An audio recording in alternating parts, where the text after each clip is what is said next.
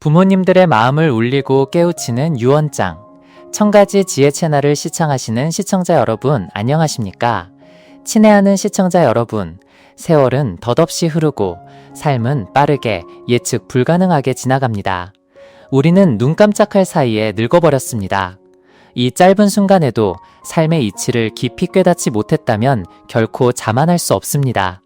진정으로 삶을 이해했을 때 비로소 우리는 여유롭고 만족스러운 삶을 살 수 있습니다. 시청자 여러분, 1000가지 지혜는 나이 드신 분들께 감동적인 이야기 몇 가지를 전해드리고자 합니다.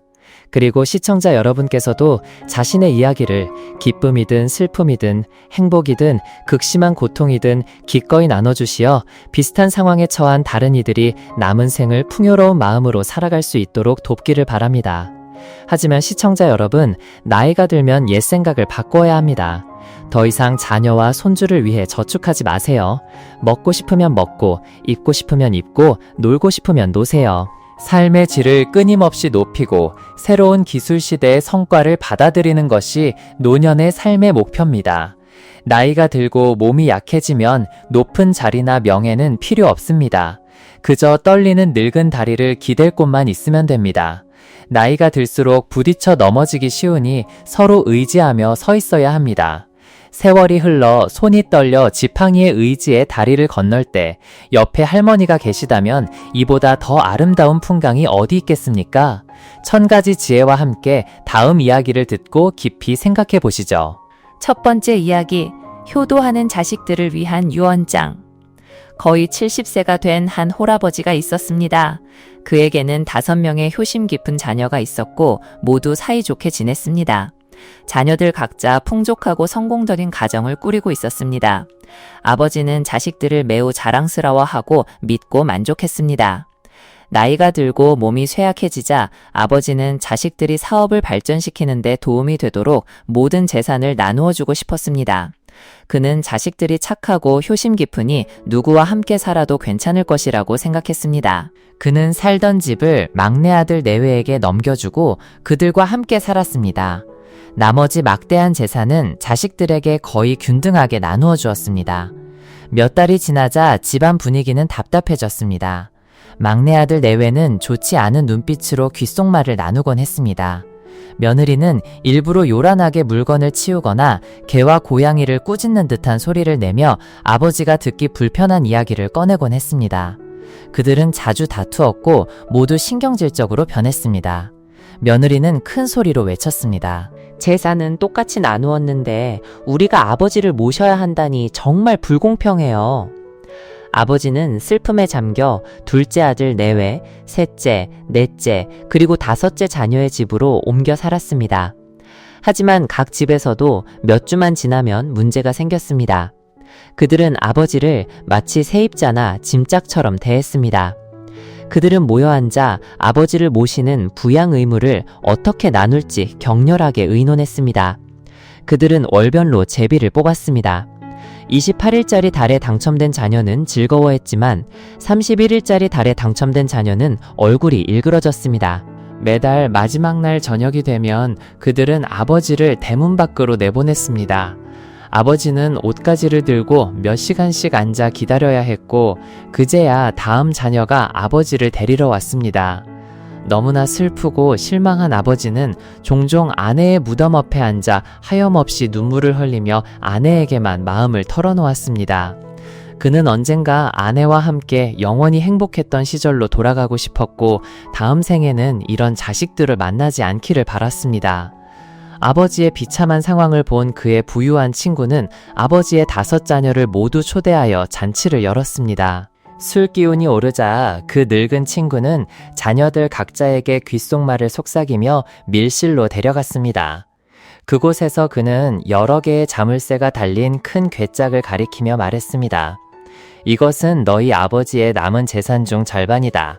너희 아버지가 나에게 맡기고 위임했다. 나중에 내가 너희에게 나누어 줄 것이다. 유언장은 이미 작성되었고 이제 각자에게 돌아갈 비율만 기입하면 된다. 이상하게도 그날부터 자녀들은 앞다투어 아버지를 극진히 모시려 했습니다. 모두가 아버지를 자기 집에 모시고 싶어 했습니다. 아버지에 대한 사랑은 재산을 나누기 전보다 훨씬 더 넘쳐났습니다. 아버지는 계속해서 놀라움을 금치 못했고 감동의 눈물을 흘리며 이것이야말로 진정으로 사랑스럽고 착하며 효심 깊은 자식들이라고 생각했습니다. 그는 생애 가장 행복한 나날을 보냈습니다. 그 행복한 시간은 그렇게 10여 년을 더 흘렀고 아버지는 병에 걸려 며칠 안에 돌아가실 것이라는 진단을 받았습니다. 자식들은 울면서 아버지의 손을 놓지 못했습니다. 삶과 죽음이 갈리는 애통한 순간이었습니다. 그 친구는 서둘러 그 괴짝을 장례식장으로 가져와 수십 개의 갈망하는 시선 아래 관 옆에 엄숙하게 놓았습니다. 장례식은 매우 성대하고 호화롭게 치러졌습니다. 아내의 무덤 옆에 웅장한 묘비가 세워졌고 아버지가 아내와 함께하고 싶었던 소원은 마침내 이루어졌습니다. 장례식이 끝난 후 자녀들은 서둘러 괴짝의 뚜껑을 열었습니다. 각자의 마음속에는 아버지를 돌보고 사랑하며 효도한 공로로 유언장에서 가장 많은 몫을 받기를 바라는 희망으로 가득했습니다. 괴짝의 뚜껑이 열리자 그 안에는 모래가 가득 들어 있었고 아버지의 익숙하고 삐뚤삐뚤한 글씨로 쓰인 유언장 한 장이 놓여 있었습니다. 산 자식에게 모든 재산을 물려주는 것은 오직 바보만이 하는 짓이다. 두 번째 이야기, 아버지가 돌아가시며 모든 재산을 도우미에게 남기고 외롭고 서글프게 떠나다. 늙은 아버지는 모든 재산과 집을 도우미 아주머니에게 주기로 결정했고 유일한 딸에게는 겨우 3,000원만 남겼습니다. 이 이야기는 늙은 부모에 대한 자식들의 효심과 의무에 대해 너무나도 절실하게 다가옵니다. 사랑하는 아버지치고 자식을 아끼지 않는 사람은 없습니다. 모든 좋은 것을 자식에게 주고 싶어 합니다. 많은 사람이 평생을 일해 재산을 모으는 것도 눈을 감을 때 자손에게 모두 남겨주기 위해서입니다. 이런 관점에서 볼 때 돌아가시면서까지 딸에게 재산을 남기지 않겠다고 고집한 이 늙은 아버지의 이야기는 딸뿐만 아니라 새삼의 수많은 무심한 사람들을 깨우치는 탁월하고도 통렬하며 올바른 처벌이라고 할 수 있습니다.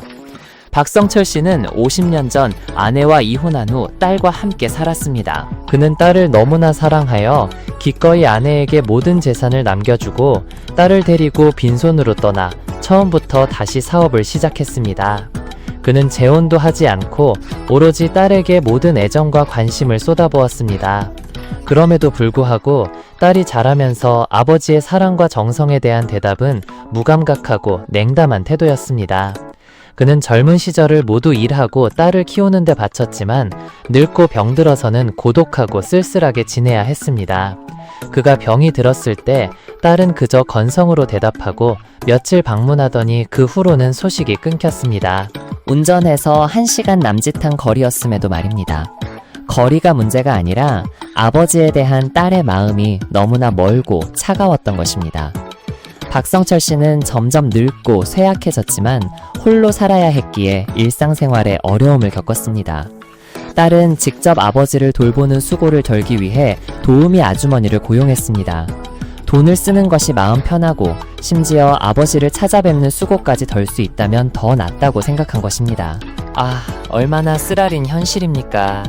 자식들이 자립할 때가 되면 자신을 온 마음 다해 사랑했던 아버지를 박대하고 냉담하게 대합니다.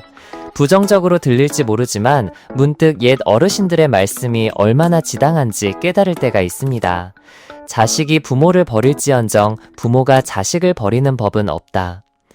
생애 마지막 날들 아버지는 깊은 고독 속에서 사무치게 딸을 그리워했습니다. 딸은 거의 아버지를 찾아오지 않았고 가끔 형식적인 안부 전화만 걸었습니다. 자신이 힘이 다했음을 깨달았을 때 가련한 아버지는 딸에게 감동적인 편지를 썼습니다. 아버지는 병원에서 홀로 외로워 다른 사람들이 자식과 손주들의 병문안을 받는 것을 보면 가슴이 찢어진단다. 아버지는 네가 너무 그립구나. 네가 아버지를 2번 방문했지만 너무 서둘러 갔더구나. 도우미 아주머니가 아버지를 매우 정성껏 돌봐주시지만 이 늙은 아버지는 버림받은 것처럼 말라가고 있단다, 딸아. 딸의 무심함은 아버지를 기이한 결정으로 이끌었습니다. 그는 집과 약 2억 6,700만 동, 한화 약 1,500만 원의 저축액을 마지막 날들 동안 자신을 가까이에서 돌봐준 도우미 아주머니에게 넘겨주었습니다. 그리고 딸의 아버지에 대한 효심은 겨우 3,000동, 한화 약 170원에 불과하다고 유언장에 단호히 명시했습니다. 3,000동이라는 금액은 어릴 적부터 아버지의 사랑과 희생을 받았지만 너무나 무심하고 잔인했던 딸에게는 쓰라리고 수치스러운 일격이었습니다. 그녀가 받은 돈은 너무 늦었지만 깨달음을 주는 교훈이었습니다. 생각해보면 3,000동이라도 받은 것이 다행이지 어떤 경우에는 한 푼도 받지 못하기도 합니다. 요양원에서 위중한 병을 앓을 때 자식들이 무심하게 찾아오지 않는 것에 분노한 한 할머니가 돌아가시기 전 230억 동, 한화 약 13억 원 상당의 통장을 전부 잘게 찢어 무심한 자손들이 한 푼도 물려받지 못하게 한 이야기도 있습니다. 이 쓰라린 이야기는 모든 이에게 부모님께 효도할 것을 상기시켜 줍니다. 그것은 받을 상속 재산의 액수 때문이 아니라 마땅한 도리이자 삶의 아름다움이기 때문입니다. 늙은 부모에게 효도하는 것은 은혜를 기억하고 자신의 뿌리를 이해하며 자신이 누구 덕분에 태어나고 성장했는지 아는 삶의 표현입니다. 늙은 부모에게 효도하는 것은 은혜를 기억하고 자신의 뿌리를 이해하며 자신이 누구 덕분에 태어나고 성장했는지 아는 삶의 표현입니다. 더불어 이 이야기는 부모들에게 생생한 예시가 됩니다.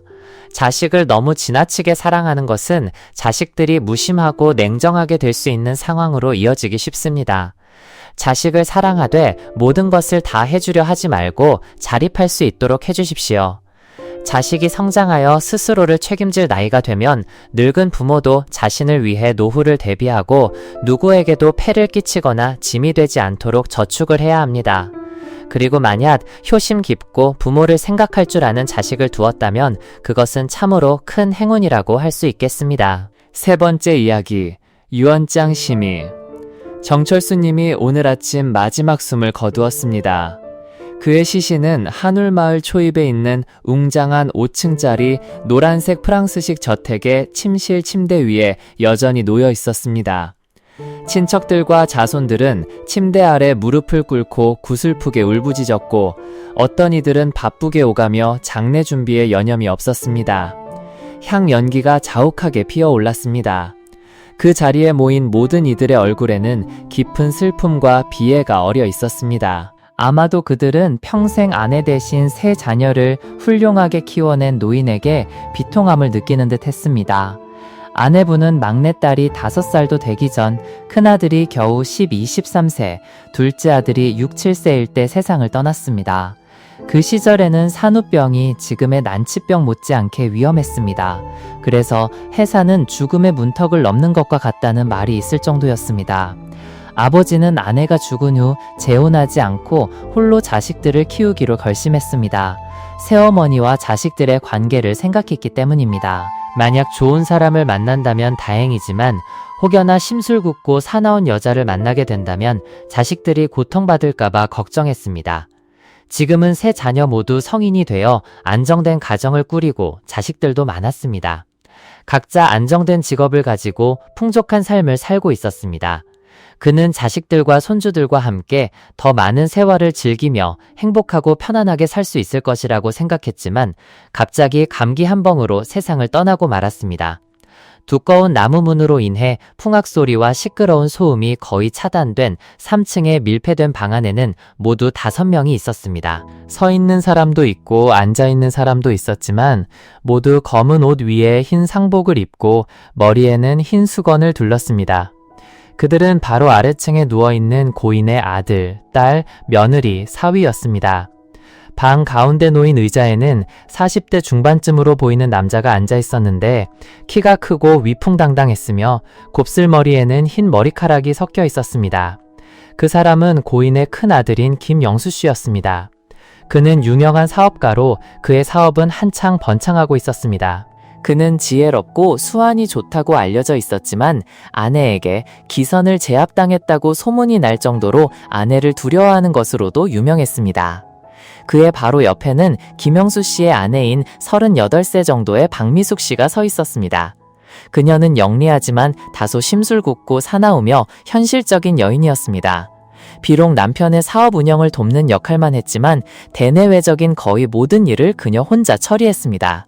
사람들은 그녀를 만나고 나면 모두 이 사람은 이름과 전혀 다르네 라고 말하곤 했습니다. 방구석에 놓인 침대 위에는 김영수 씨의 동생인 36세의 이준호 씨가 있었습니다. 그는 중앙대학병원 정형외과 의사였습니다. 일과 연구에 몰두하는 사람으로 두꺼운 안경과 하얗고 책벌레 같은 얼굴에서 지적인 분위기가 풍겼습니다. 이준호 씨의 오른쪽 대각선 방향 김 의자에는 김수진 씨가 앉아 있었습니다. 김수진 씨는 올해 35세로 이준호 씨의 아내였습니다. 그녀는 현재 초등학교 교사입니다. 그녀는 원래 산골 출신이라 성품이 온화하고 유신합니다. 남편을 사랑하고 남편의 말을 전적으로 따릅니다. 아마도 밭과 풀, 꽃과 함께 사는 것에 익숙한 그녀에게는 삶의 번잡함과 계산적인 면모가 누구도 깨끗한 흰 비단에 묻히고 싶어 하지 않는 못생긴 먹물 자국과 같았을 것입니다. 김수진 씨는 마치 흰 비단 같았고 평화로운 삶에 익숙했으며 순종적입니다. 바로 옆에는 대가족의 막내딸인 30세 정도의 최유리 씨가 앉아 있었습니다. 최유리 씨는 현재 서울에 본사를 둔 다국적 기업의 직원입니다. 30대 중반이 되었음에도 아직 결혼하지 않았습니다. 그녀가 예쁘지 않거나 성격에 문제가 있어서가 아니라 오히려 그녀는 사랑스럽고 매력적이며 유쾌하고 사교적인 성격입니다. 그녀가 아직 결혼하지 않은 이유는 경력 발전에 몰두하고 있기 때문이며 또한 자유를 좋아하는 사람이기에 남편과 자녀 문제는 현재로서는 그리 중요하지 않다고 생각합니다. 그녀는 친한 친구들에게 종종 이렇게 말하곤 했습니다. 결혼하는 건 쉽지만 나를 진정으로 이해해주는 사람을 만나는 건 어려워. 나한테는 남편이나 자녀 문제가 그렇게 중요하지 않아. 정말로 자유로운 삶이 지겨워질 때나 결혼해서 아이를 낳을 거야. 말은 그렇게 했지만 가끔 누가 언제 결혼할 거냐거나 언제 잔치할 거냐고 물으면 그녀도 마음이 불편했습니다. 사실 대학생 때는 한 선배와 뜨겁게 사랑했지만 여러 이유로 헤어졌습니다. 그 후로는 누구와도 연애하지 않았고 더 정확히 말하면 누구와도 연애하고 싶지 않았습니다. 비록 주변에는 항상 잘생기고 늠름한 남자들이 4-5명씩 그녀를 맴돌며 구애했지만 말입니다. 김영수 씨는 모두를 한번 둘러본 후 말을 시작했습니다. 아버지는 방금 돌아가셔서 아직 아래에 계시지만 저는 여러분을 이곳으로 불러 의논해야 했습니다. 사실 제가 장남이니 제가 결정할 권리가 있지만 저는 예전부터 민주적인 것을 좋아했습니다. 게다가 아버지는 우리 모두의 아버지이니 여러분의 의견을 묻고 싶었습니다. 이준호 씨는 내내 고개를 숙이고 슬픈 표정을 짓고 있다가 살짝 눈을 들어 형을 바라보며 조심스럽게 말했습니다. 무슨 일이든 형님께서 말씀해 주십시오. 저희는 듣겠습니다. 김영수 씨는 턱수염을 쓰다듬으며 대답했습니다. 이야기는 이렇습니다. 지난달 갑자기 아버지가 저를 방으로 부르셔서 유언장 한 통과 당부 말씀을 주셨습니다. 아마도 아버지는 미리 아셨던 것 같습니다. 솔직히 유언장을 받았을 때는 아버지께서 왜 그렇게 앞서 걱정하시나, 굳이 유언장을 쓰고 그러시나 하며 책망했습니다. 그런데 이렇게 되고 말았습니다. 김영수 씨는 말을 잇지 못하고 탁자 위에 놓인 찻잔을 들어 한 모금 마신 후 조심스럽게 내려놓았습니다. 이어서 그는 말했습니다. 사실 이 유언장은 논의할 것이 거의 없습니다. 아버지께서 모든 재산, 땅, 밭을 모두에게 이미 나누어 주셨기 때문입니다. 각자 자신의 몫을 받았습니다. 막내딸은 비록 여성이고 아직 결혼하지 않았지만 이 집 정원의 일부 땅을 그녀에게 나누어 주셨습니다. 이 일은 아버지께서 살아계실 때 이미 저희 형제들과 상의했던 것이니 더 이상 논의할 필요가 없습니다. 다만 한 가지, 그 말을 하면서 김영수 씨는 잠시 망설였습니다. 박미숙 씨는 남편이 망설이는 것을 보고 재촉했습니다. 여보, 빨리 말씀하셔서 동생들이 일정을 잡을 수 있도록 하세요. 시간이 얼마 없어요. 오후면 입관해야 하는데 지금 바로 준비해야 늦지 않아요. 당신이 계속 여기 앉아 있으면 불편해요. 친척들과 동네 사람들이 이리저리 바쁘게 일하는데 자식들 얼굴이 안 보이면 수군거리고 말썽이 날 거예요. 김영수 씨는 아내에게 버럭 소리쳤습니다. 알겠어. 나도 지금 바로 말하려던 참이야. 이때 최유리 씨는 여전히 사랑하는 아버지와 아버지가 삼남매를 위해 바치신 희생과 고생을 생각하며 흐느껴 울고 있었습니다. 가끔 그녀는 몇 번씩 흐느꼈습니다. 김영수 씨는 최유리 씨를 돌아보며 말했습니다. 자, 그만 흐느껴. 형이 회의에 집중해서 끝낼 수 있게 해줄 거야, 말 거야. 울고 싶으면 나중에 내려가서 실컷 울어. 김영수 씨의 말을 듣고 최유리 씨는 입술을 꽉 깨물고 울음을 참으려 애썼습니다. 비록 마음속에는 사랑하는 아버지에 대한 끝없는 비통함이 치솟고 있었지만 말입니다. 동생이 울음을 멈춘 것을 보고 김영수 씨는 다시 말을 이었습니다. 유언장에는 단 3가지 조항만이 제 생각에 합리적이지 않다고 생각합니다. 더 정확히 말하면 검토하고 변경해야 할 부분입니다. 저는 예로부터 유언장이 고인이 산자에게 보내는 신성한 문서로 여겨져 왔다는 것을 압니다. 그리고 그 안에 쓰인 모든 것은 고인의 마지막 소망으로 산자가 이행해야 할 책임이 있다고 여겨집니다. 하지만 그것은 단지 철학적이고 이론적인 이야기일 뿐입니다. 저는 현실주의자입니다. 각 집마다 사정이 다르고 따라서 합리적이지 않다고 생각되는 부분이 있다면 우리는 올바르게 조정해야 합니다. 남편의 장황한 설명에 박미숙 씨는 안달이 난 듯 서둘러 끼어들었습니다. 자, 다 식구들인데 왜 이렇게 돌려 말해요? 솔직하게 동생들에게 말해서 빨리 결정하게 해요. 너무 질질 끌지 말고 답답하네요. 이준호 씨의 아내인 김수진 씨도 말을 이었습니다. 박미숙 언니 말씀이 맞아요. 모든 형님께서 솔직하게 말씀해 주시면 저희가 알아서 하겠습니다. 김영수 씨는 차를 한 모금 더 마시고 나서야 말했습니다. 저도 바로 본론으로 들어가려던 참이었습니다. 말하려는데 계속들 끼어들어 말을 가로막으니 누가 말을 할 수 있겠습니까? 자, 그럼 제가 간략하게 말하겠습니다. 유언장에는 아버지께서 남기신 3가지 조항이 있는데 저는 개인적으로 동의하지 않습니다. 첫째, 간소한 장례식을 치르고 풍악소리나 향, 꽃이 없어야 한다는 것입니다. 둘째, 조의금을 받지 않는다는 것입니다. 셋째, 전통적인 방식대로 매장해야 한다는 것입니다. 제가 장남이니 이렇게 제 의견을 내겠습니다. 여러분은 어떻게 생각하십니까? 물론 이것은 제 개인적인 의견일 뿐이며 최종 결정이 아니니 참고만 하십시오. 첫 번째 문제에 대해 제가 동의하지 않는 이유는 예로부터 풍악소리는 고인이 어머니의 땅으로 돌아가는 마지막 음악으로 여겨져 왔기 때문입니다. 게다가 그것은 자손들이 조상과 부모를 위해 애도하는 소리와도 같습니다. 지금 와서 이것이 없으면 안 됩니다. 그래서 저는 여전히 있어야 한다고 결정했습니다. 두 번째 문제에 대해서는 여러분의 의견이 어떤지 모르겠지만 저 개인적으로는 안 받을 이유가 전혀 없다고 생각합니다. 첫째, 그것은 사람들의 마음입니다. 둘째, 그것은 세상의 인지상정입니다.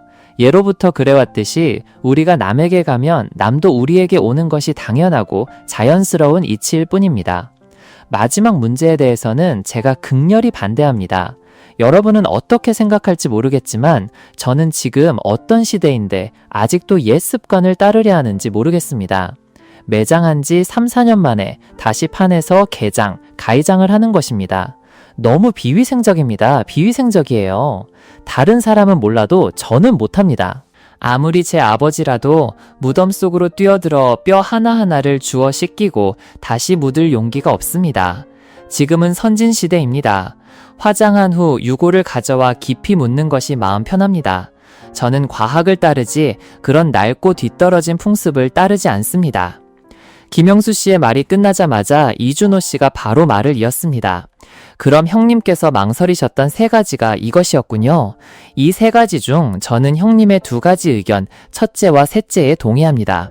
다만 2번째 문제에 대해서는 이런 생각을 해봤습니다. 아버지의 유언을 어느 정도 따르면서도 자손들에게 복을 쌓는 일도 될 수 있도록 말입니다. 제 생각에는 조의금을 받되 아버지께서 편안히 영면에 드시고 나면 그 돈을 자선활동에 사용하는 것이 좋겠습니다. 이 또한 훌륭하고 의미 있는 일이라고 생각합니다. 이준호 씨가 말을 다 끝내기도 전에 박미숙 씨가 바로 말했습니다. 자선활동은 이미 사회단체에서 알아서 다 합니다. 그러니 만약 이서방 댁에 재물이 있다면 이서방 마음대로 가져가서 자선활동을 하세요. 여기에는 우리 집 돈도 있고 이서방 댁 돈, 그리고 최유리 씨 돈도 있어요. 제 생각에는 각자의 돈은 각자 나누어 갖고 그 후에 각자 하고 싶은 대로 하면 됩니다. 이서방이 자선활동을 하고 싶다면 하세요. 아무도 말리지 않아요. 이준호 씨의 아내인 김수진 씨는 시누이가 비꼬는 투로 말하는 것을 보고 남편을 돌아보며 변호했습니다. 네, 저희 생각이 미숙했습니다. 두 분께서 너그러이 용서해 주십시오. 두 분이 장남부부이시니 두 분이 결정하시는 대로 저희는 따르겠습니다. 최유리 씨도 이때 침착함을 되찾고 서둘러 말했습니다. 저는 어떻게든 상관없습니다. 오빠와 언니가 말씀하시는 대로 따르겠습니다. 다만 친구들의 조의금은 형님과 언니께 보내드릴 테니 아버지 일을 처리하는 데 써주세요. 그리고 제 생각에는 돈이 귀한 것이지만 그것은 그저 몸 밖의 물건일 뿐 사람과 사람 사이의 감정보다 중요하지 않습니다. 이 경우 우리 가족에게는 아버지께서 평생 고생하시며 바라셨던 것은 오직 우리가 사람이 되고 서로 화목하고 사랑하며 지내는 것뿐이었습니다. 이준호 씨는 여동생의 말을 듣고 바로 말을 이었습니다. 최유리 씨 말이 맞습니다. 저도 저희 몫을 형님과 언니께 보내드릴 테니 아버지 일을 원만하게 처리해 주십시오. 저희는 형님과 언니만큼 부유하지는 않지만 안정적인 직업이 있으니 그 돈을 쓸 필요가 없습니다. 김영수 씨는 차를 한 모금 더 마시며 변명하듯이 말했습니다. 아니, 여러분 충분히 숙고하신 후에 결정하세요. 제가 탐욕스러워서가 아니라 그저 생활적인 측면에서 분석하는 것뿐입니다. 그 돈이 형님과 언니에 비하면 얼마나 되겠습니까? 하지만 형님과 언니는 사업가이니 실제 상황에 따라 계산하고 고려해야 합니다. 모든 것이 신중하게 계산되어야 일이 순조롭게 진행될 수 있습니다. 박미숙 씨는 아까부터 뭔가 말하고 싶어 했지만 남편이 계속 쉴 새 없이 떠들어대서 침묵을 지켰습니다. 김영수 씨의 말이 끝나자마자 그녀는 서둘러 말했습니다. 자, 이제 동생들이 그렇게 말했으니 제 생각에는 그렇게 하는 것이 제때 일을 마치는 데 좋을 것 같아요. 그 말을 마치고 그녀는 일어서서 문 쪽으로 향했습니다. 문 가까이 가서 그녀는 사람들을 돌아보며 말했습니다. 저는 먼저 아래층으로 내려가서 일을 관리해야겠어요. 여러분도 빨리 의논을 마치고 내려와서 일을 처리하세요. 이제 입 꺼낼 시간이 다 되어가고 있어요. 그녀는 말을 마치고 문을 열고 나갔습니다. 문이 닫히자 김영수 씨가 서둘러 말했습니다.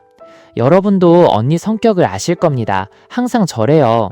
하지만 그 여자가 결정할 수는 없습니다. 모든 일은 제가 다 결정합니다. 하지만 어쨌든 그 여자의 말도 일리가 있다고 생각합니다. 여러분의 말대로라면 괜찮을 것 같습니다. 만약 여러분이 더 이상 다른 의견이 없다면 아버지께서 남기신 유언장을 승인한 것으로 간주합시다.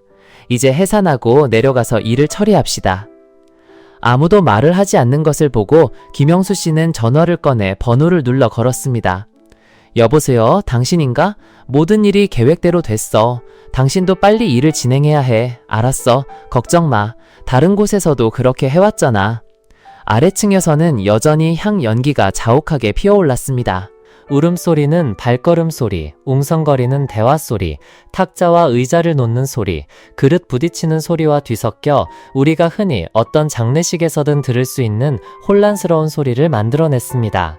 마당 밖에서는 상조악대팀이 도구를 준비하고 있었습니다. 어떤 사람은 스피커를 설치하고 어떤 사람은 북을 정리하고 어떤 사람은 나팔을 시험하고 있었습니다. 진정한 장례식이 막 시작되려 하고 있었습니다. 그리고 오늘 영상의 마지막 부분에서 어머니의 매화꽃 이야기를 시청자 여러분과 함께 들어보시죠. 18살이 되던 해, 민주는 다른 사람을 폭행한 죄로 6년형을 선고받았습니다. 그가 체포된 날부터 아무도 그를 찾아오지 않았습니다. 아버지는 일찍 돌아가셨고 어머니는 온갖 고통을 감내하며 민준을 키웠습니다. 뜻밖에도 그가 고등학교를 졸업하자마자 그런 일이 생겨 어머니는 한없이 마음 아파하셨습니다. 민준은 어머니를 이해했습니다. 어머니에게는 그를 미워할 이유가 있었습니다. 그해 겨울 민준은 감옥에 있을 때 스웨터 한 벌을 받았습니다. 스웨터 아래쪽 모서리에는 매화꽃 문양이 수놓아져 있었습니다. 매화꽃 위에는 작은 쪽지가 끼워져 있었습니다. 그곳에서 잘 지내렴. 엄마는 네가 노년에 엄마를 부양해 줄 거라고 믿고 있단다. 이 쪽지는 그처럼 강인한 사람조차도 눈물을 흘리게 했습니다. 이것은 어머니가 직접 뜨개질한 스웨터였습니다. 한 땀 한 땀 모두 너무나 익숙했습니다. 어머니는 예전에 이렇게 말씀하셨습니다. 사람은 혹독한 겨울 추위 속에서도 피어나는 매화꽃처럼 살아야 한다고. 고난이 심할수록 가장 아름다운 꽃을 피워야 한다고. 그 후 4년 동안 어머니는 한 번도 그를 찾아오지 않았지만 매년 겨울 그에게 그 작은 쪽지와 함께 스웨터를 보내주셨습니다. 일찍 출소하기 위해 그는 진지하게 교도소 생활에 임하며 형기를 줄이려 노력했고 과연 5년째 초에 그는 일찍 석방되었습니다. 그는 어깨에 소박한 가방을 메고 있었는데 그 안에는 그의 모든 재산인 5벌의 스웨터가 들어있었습니다. 민주는 집에 도착했습니다. 집은 커다란 자물쇠로 잠겨 있었는데 자물쇠는 녹슬었고 지붕에는 1m 길이의 띠풀이 자라 있었습니다. 그는 의아했습니다. 어머니는 어디로 가셨을까? 그는 이웃집으로 달려갔습니다. 이웃사람은 그를 놀란 눈으로 바라보며 물었습니다. 1년 더 있어야 돌아오는 것 아니었나요? 그는 고개를 저으며 물었습니다. 저희 어머니는 어디 계신가요? 이웃사람은 고개를 숙이며 말했습니다. 돌아가셨어요.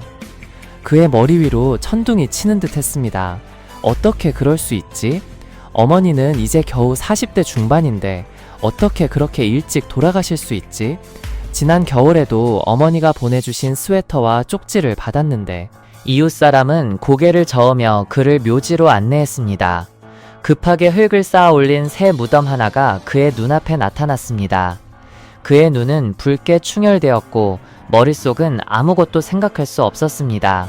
잠시 후 그는 겨우 물었습니다. 저희 어머니는 어떻게 돌아가셨나요? 이웃사람이 말했습니다. 자네가 사람을 폭행하는 바람에 자네 어머니는 피해자의 치료비를 갚기 위해 사채를 써야 했네. 자네가 감옥에 간 후 자네 어머니는 바로 집을 떠나 집에서 2000km 떨어진 폭죽 공장으로 일하러 가셨네. 매년 한 번도 돌아오지 않으셨어. 그 스웨터들은 어머니가 자네가 걱정할까봐 다른 사람에게 부탁해서 집에 가져다 놓았고 이웃인 내가 대신 보내준 것이네. 올해 설날 공장은 폭죽 생산을 위해 야근을 했는데 부주의로 화재가 발생하여 공장 전체가 폭발했네. 그 안에는 멀리서 온 몇 명의 노동자와 사장 그리고 돕내온 가족까지 모두 죽었어. 그 중에는 자네 어머니도 계셨지. 이웃 사람은 말을 마치고 한숨을 쉬었습니다. 집에 스웨터 한 벌이 더 있는데 이번 겨울에 자네에게 보내줄 생각이었네. 어머니의 무덤 앞에 쓰러져 민주는 머리를 감싸고 통곡했습니다. 모든 것이 자신의 탓이었다. 자신이 어머니를 죽게 만들었다. 그는 불효자였다. 그는 지옥에 떨어져 마땅했다. 다음 날 그는 낡은 집을 팔고 6벌의 스웨터가 담긴 가방을 들고 고향을 떠났습니다. 시간은 정말 빠르게 흘렀습니다.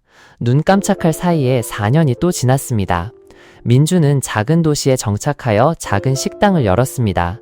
얼마 지나지 않아 그는 소박한 아가씨와 결혼했습니다. 식당 사업은 맛있고 저렴한 음식, 그의 온화함, 그리고 아내의 열정 덕분에 매우 잘 되었습니다. 매일 새벽 3, 4시에는 일하나 시장에 가서 재료를 사왔고 날이 밝을 때가 되어서야 하루에 필요한 모든 채소와 고기를 집으로 가져왔습니다. 보조원을 고용하지 않아 부부는 팽이처럼 바빴습니다. 평소 잠이 부족해 그의 눈은 항상 충혈되어 있었습니다.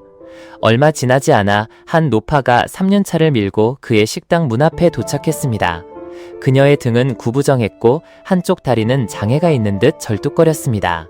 그녀는 한참 동안 손짓 발짓을 하며 그에게 신선한 채소와 고기를 공급하고 싶어 했습니다. 아주 싱싱하고 가격도 저렴하다고 했습니다. 그 노파는 청각장애와 언어장애가 있었고 얼굴은 흙먼지로 뒤덮여 있었으며 관자놀이와 눈 옆에는 몇 개의 흉터가 있어 그녀의 얼굴을 더욱 추하게 만들었습니다. 그의 아내는 노파의 모습이 실제로 불편해 보여 동의하지 않았지만 그는 아내의 반대에도 불구하고 그녀의 제안을 받아들였습니다. 왠지 모르게 눈앞에 이 노파가 그에게 갑자기 어머니를 떠올리게 했습니다. 노파는 매우 신뢰를 지켰습니다. 그녀가 가져다주는 채소는 매번 정말 신선했습니다. 그래서 매일 아침 6시 식재료를 가득 실은 3륜차가 그의 식당 문 앞에 정시에 도착했습니다. 가끔 그는 노파에게 국수 한 그릇을 대접하기도 했습니다. 노파는 매우 천천히 음미하듯이 먹었습니다. 그의 마음속에서는 문득 연민이 솟아났습니다. 그는 노파에게 매일 자기 식당에서 국수를 먹을 수 있다고 말했습니다. 노파는 웃으며 절뚝이며 돌아갔습니다. 그는 노파를 바라보며 왠지 모르게 어머니를 떠올리며 갑자기 울고 싶어졌습니다. 눈 깜짝할 사이에 2년이 또 지났습니다.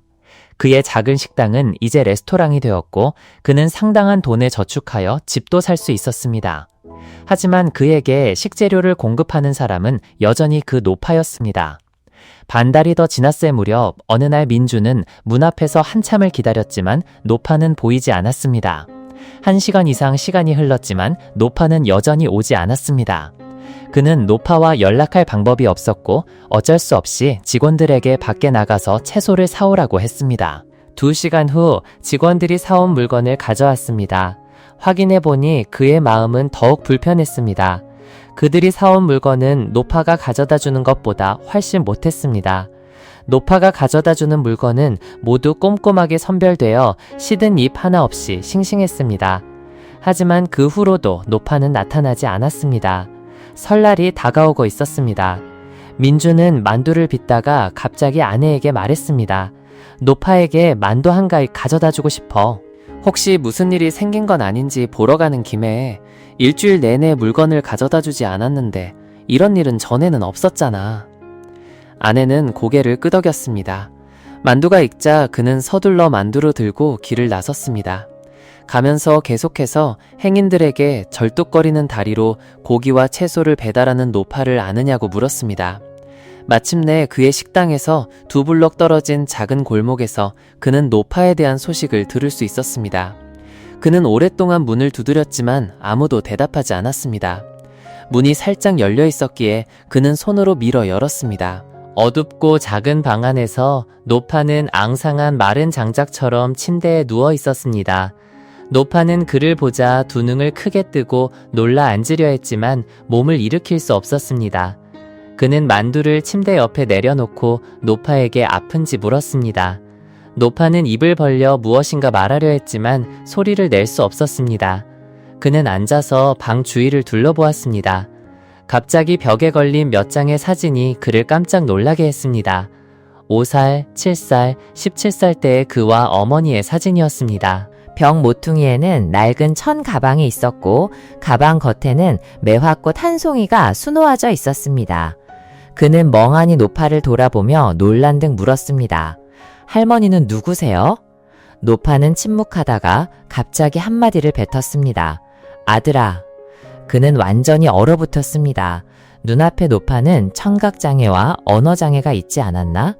2년 내내 그에게 식재료를 공급해준 노파가 바로 자신의 어머니라니?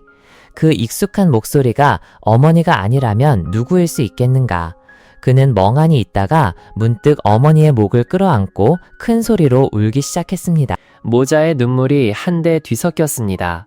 얼마나 울었는지 모를 정도로 울고 나서 그는 고개를 들어 흐느끼며 말했습니다. 어머니의 무덤을 보았고 어머니가 돌아가신 줄 알고 집을 떠났다고. 어머니는 눈물을 닦으며 말했습니다. 자신이 이웃에게 그렇게 부탁했다고. 일하던 폭죽 공장이 폭발했을 때 운 좋게 살아남았지만 얼굴은 망가졌고 다리도 절개되었다고. 자신을 보며 여전히 감옥에 있는 아들을 생각했고 집은 가난하고 아들은 분명 장가갈 수 없을 것이라고 생각했다고. 아들에게 짐이 되고 싶지 않아 아들이 타향으로 멀리 가서 뿌리 내리고 결혼하여 자식도 낳기를 바라는 생각에 이런 꾀를 냈다고. 아들이 고향을 떠난 것을 알고 나서야 다시 마을로 돌아왔다고. 어렵게 수소문한 끝에 아들이 이 도시로 왔다는 것을 알게 되었다고. 폐지를 주우며 살면서 아들을 4년 동안 찾아다녔고 마침내 이 작은 식당에서 아들을 찾았다고. 너무나 기뻤지만 바쁘게 일하는 아들을 보니 다시 마음이 아팠다고. 매일 아들을 보고 싶고 아들의 짐을 덜어주고 싶어 아들 대신 식재료를 사기 시작했다고. 그렇게 사온 것이 벌써 2년이라고. 하지만 지금은 서 있기도 힘들고 침대에서 내려올 수도 없어 더 이상 아들에게 물건을 가져다 줄 수 없다고 했습니다. 눈물이 쏟아져 내렸습니다. 어머니가 말을 다 마치기도 전에 그는 어머니를 업고 천 가방을 든 채 발걸음을 옮겼습니다. 그는 그렇게 어머니를 업었습니다. 그는 자신의 집이 어머니가 살던 곳과 그렇게 가까운 줄 전혀 몰랐습니다. 그는 20분도 채 걷지 않아 어머니를 업고 집으로 돌아왔습니다. 어머니는 아들의 새 집에서 3일 동안 머물렀습니다. 이 3일 동안 그녀는 아들에게 많은 이야기를 해주었습니다.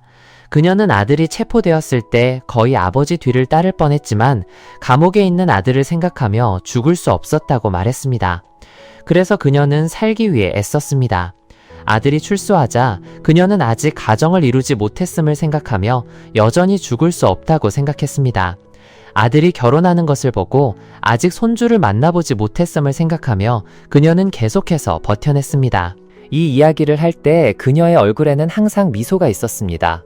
민준과 어머니는 많은 이야기를 나누었지만 그는 어머니에게 그 해에 사람을 폭행했던 이유가 어머니를 모욕하고 세상에서 가장 더러운 말로 그를 욕했기 때문이라는 것을 결코 말하지 않았습니다. 자신을 때리는 것은 어떻게든 참을 수 있었지만 어머니가 그렇게 다른 사람에게 모욕당하는 것을 그는 참을 수 없었습니다.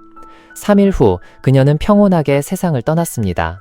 의사는 그에게 어머니의 고람이 10년도 더 된 것 같으며 지금까지 살아계신 것이 기적이라고 말했으니 너무 슬퍼할 필요 없다고 했습니다. 그는 멍하니 고개를 들었습니다. 어머니가 고람이라니? 그는 그 천 가방을 열었습니다. 안에는 새로 뜨개질한 스웨터 한 뭉치가 정돈되어 접혀 있었습니다. 아기용도 있었고 아내용도 있었고 그 자신을 위한 것도 있었습니다. 한 벌 한 벌 모든 스웨터에는 매화꽃 한 송이가 수놓아져 있었습니다.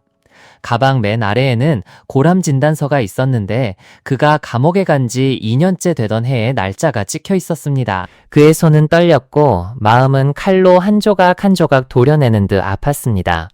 이야기는 끝났습니다. 저는 그 아들의 마음속 고통의 일부를 느낄 수 있었습니다. 100가지 선행 중 효가 으뜸입니다. 부모가 자식에게 주는 사랑은 영원합니다. 자식이 부모에게 바치는 효심 또한 영원해야 합니다. 효도하고 싶을 때 부모님이 더 이상 우리 곁에 안 계시도록 하지 마세요. 시간은 언제나 변함없이 무정하게 흐릅니다. 시청자 여러분, 경청해 주셔서 감사합니다. 다음 영상에서 다시 뵙겠습니다. 진심으로 감사드립니다.